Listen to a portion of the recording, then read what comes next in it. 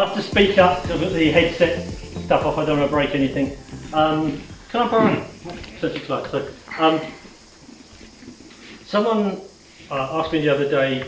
I must have said something about being a good UKE, and they asked me afterwards what I meant by that.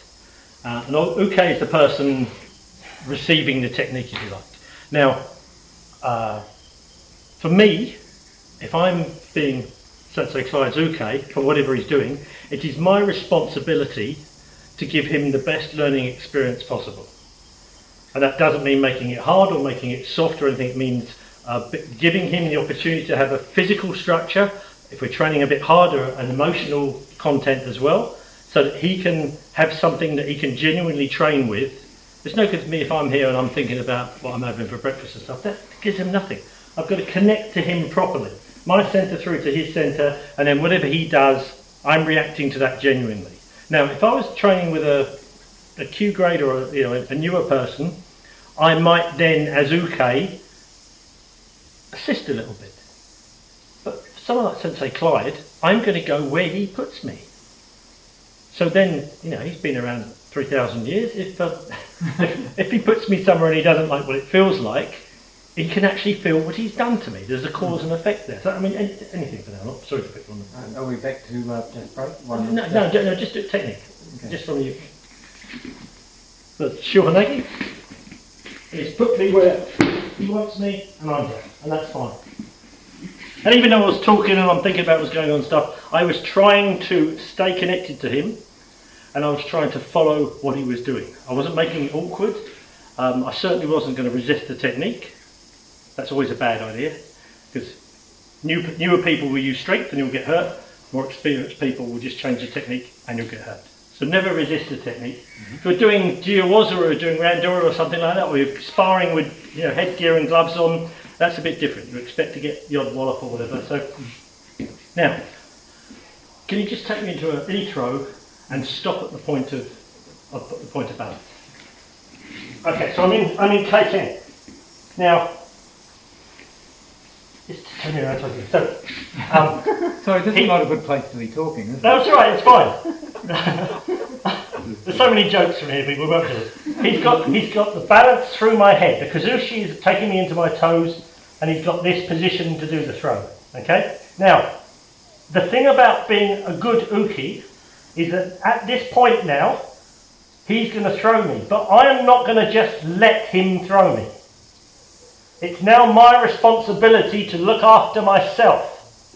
So as this goes and my kazushi breaks and I have to roll, I step forward, I take the impetus out of the roll, I absorb it and I look after myself. My own well-being is my responsibility. If I go to throw Clyde, however I'm going to do it, I don't expect him to rely on me to lower him gently to the floor, nor do I expect him to go floppy. You have to take responsibility for your own welfare. That's another aspect of this. And as you get a bit more proficient at this, you have to decide where that point of responsibility comes in. Just do another Shiohanagi for me, please. Nothing, yes, it's on, it's going in here. Now, so there. I could either go backwards from there, or if he extended it out, I might decide to go forwards. Now, I've got to decide when I've had enough, and I'm going to take ukemi. Ukemi literally means receiving through the body. It doesn't mean go splat on the floor and come up sweaty, So it's going. Oh, okay. Now I'm going. Now I'm going to take whatever I'm going to take. And in that case, because he was being gentle, I had time to absorb it through my structure. I could coil down and I could make sure I landed slightly over the side to protect my head. If it was a forward ukemi, I'm going to line myself up and I'm going to face the way I'm going. Now this is something that was never taught to me. I remember kind of yellow belt, orange belt, part of the syllabus back then was doing an over the top kotegaeshi, And the seniors would take to one side and you kind of do this, and that's all very well. But then you get someone that throws you and they do it and they hold you up or they give you an extra flip. A number of times I landed on my butt or slapped my feet down. Just do a kotegaeshi for me, just a turn. Okay, that's it, come on, sorry. So he's done it and the balance has gone. There has to be a moment where I've done this. And he's doing a lovely big movement for the camera. But I've had to turn and face it. This is now in my centre. No matter how hard I get thrown now, I at least have containment, and to a certain extent I can decide how big or small this technique is. Even if he's going to be a bit mean, I'm now rolling over my own shape. So that's a critical thing. Now there's one other thing, and I don't want to rattle on about this too much. Let me get, we've got a newer person. Come on, Antonio. Do you mind?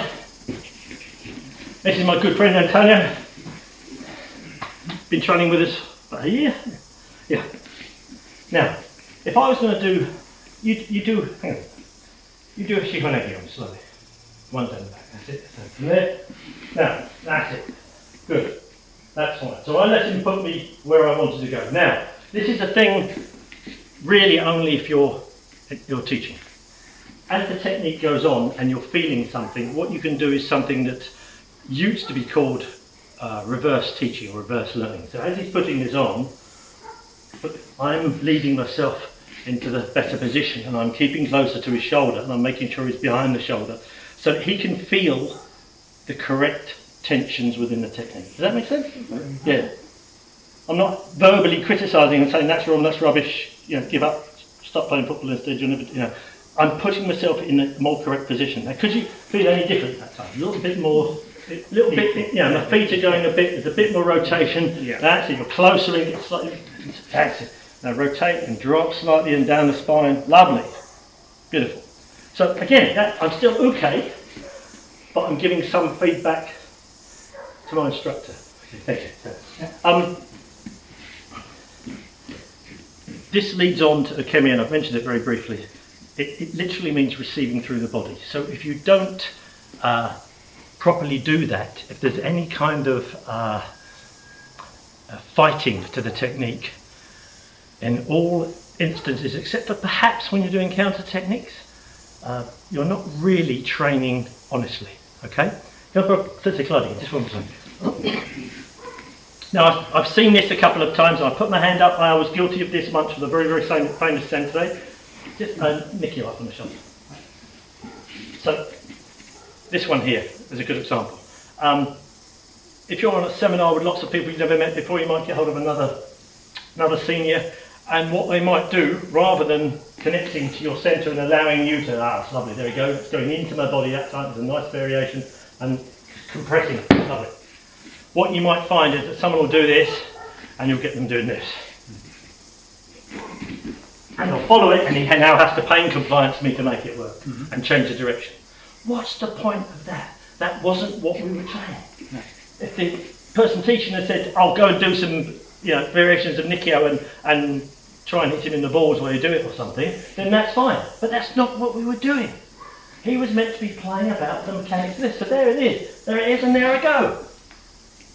And that's honest. And he's an experienced man, so this time round I might just try and keep a bit more there we go, lovely. Thank you. So you've got to realise what your role is and why you're doing it. I mean, with all of things, there's no right or wrong in these things, but if you want to get the most out of your limited mat time, and most people only train a couple of times a week, we're very lucky here, you have to be doing things as correctly as you can and for the best reasons.